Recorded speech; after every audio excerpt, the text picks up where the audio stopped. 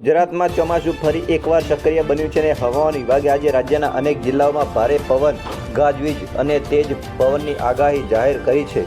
ગુજરાતમાં વરસાદી માહોલ યથાવત રહેશે. હવામાન વિભાગની આગાહી અનુસાર 9 જુલાઈ 2026ના રોજ ગુજરાતમાં વરસાદી માહોલ યથાવત રહેશે. ખાસ કરીને દક્ષિણ ગુજરાતમાં ભારેથી અતિ ભારે વરસાદ પડવાની શક્યતા વ્યક્ત કરવામાં આવી છે. રાજ્યના અનેક વિસ્તારોમાં ગાજવીજ સાથે વરસાદ અને 40થી 50 કિલોમીટર પ્રતિ કલાકની ઝડપે પવન ફૂંકાવાની સંભાવના છે, જેના કારણે નીચાણવાળા વિસ્તારોમાં પાણી ભરાવાની સ્થિતિ સર્જાઈ શકે છે.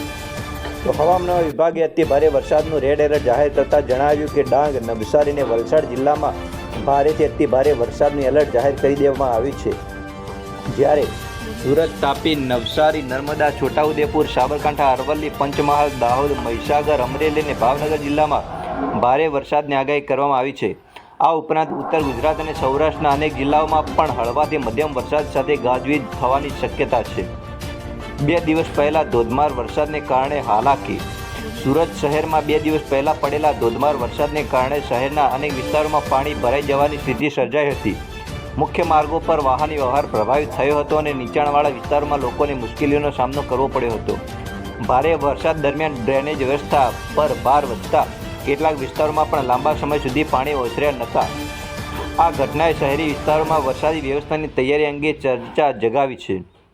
હવે હવામાન વિભાગે રાજકોટમાં પણ ભારે વરસાદની આગાહી કરતા શહેરમાં પણ સુરત જેવી સ્થિતિ સર્જાવાની આશંકા વ્યક્ત કરવામાં આવી રહી છે. આ સંજોગોમાં રાજકોટ મહાનગરપાલિકા પણ એલર્ટ મોડમાં આવી છે. મનપાએ દરેક વર્ષે વરસાદ દરમિયાન પાણી ભરાતા કુલ 87 રસ્તાઓને સ્થળોની યાદી જાહેર કરી છે, જ્યાં ભારે વરસાદ સમયે પાણી ભરાવાની શક્યતા રહે છે. આ વિસ્તારોમાં ટ્રાફિકનું ડાયવર્ઝન, પમ્પિંગ મશીન અને ઇમરજન્સી ટીમોની વ્યવસ્થા કરવામાં આવી રહી છે, જેથી પાણી ઝડપથી કાઢી શકાય અને લોકોને મુશ્કેલી ન પડે. રાજકોટ મહાનગરપાલિકાએ નાગરિકોને ખાસ અપીલ કરી છે કે ભારે વરસાદ દરમિયાન ભરાયેલા રસ્તાઓ પરથી પસાર થવાનું ટાળવું, અનાવશ્યક મુસાફરી ન કરવી અને તંત્ર દ્વારા જાહેરમાં કરવામાં આવતી સૂચનાઓનું પાલન કરવું. ખાસ કરીને નીચાણવાળા વિસ્તારોમાં રહેતા લોકોએ વધુ સાવચેતી રાખવાની જરૂર છે. શહેરના વિવિધ ઝોનમાં કંટ્રોલ રૂમ પણ તૈયાર કરી દેવામાં આવ્યા છે, જેથી કોઈ પણ પ્રકારની ઇમરજન્સી સ્થિતિમાં તાત્કાલિક મદદ પહોંચાડી શકાય. હવામાન વિભાગે વધુમાં જણાવ્યું કે રાજ્યના અનેક વિસ્તારોમાં વીજળીના કડાકા ભડાકા સાથે વરસાદ પડી શકે છે, તેથી ખુલ્લા મેદાનોમાં ઊભા રહેવાનું ટાળવું, મોટા વૃક્ષો નીચે આશરો ન લેવો અને વરસાદ દરમિયાન વીજ ઉપકરણનો સાવધાનીપૂર્વક ઉપયોગ કરવો જરૂરી છે. ખેડૂતોને પણ ખેતરમાં કામ કરતી વખતે હવામાનની સ્થિતિ પર સતત નજર રાખવાની સલાહ આપવામાં આવી છે.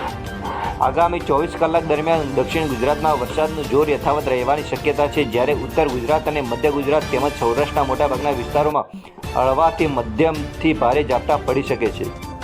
હવામાન વિભાગની આગાહી મુજબ વરસાદને ધ્યાનમાં રાખીને સ્થાનિક વહીવટીતંત્ર, મહાનગરપાલિકા અને આપત્તિ વ્યવસ્થાપન વિભાગને સજ્જ રહેવા સૂચના આપવામાં આવી છે.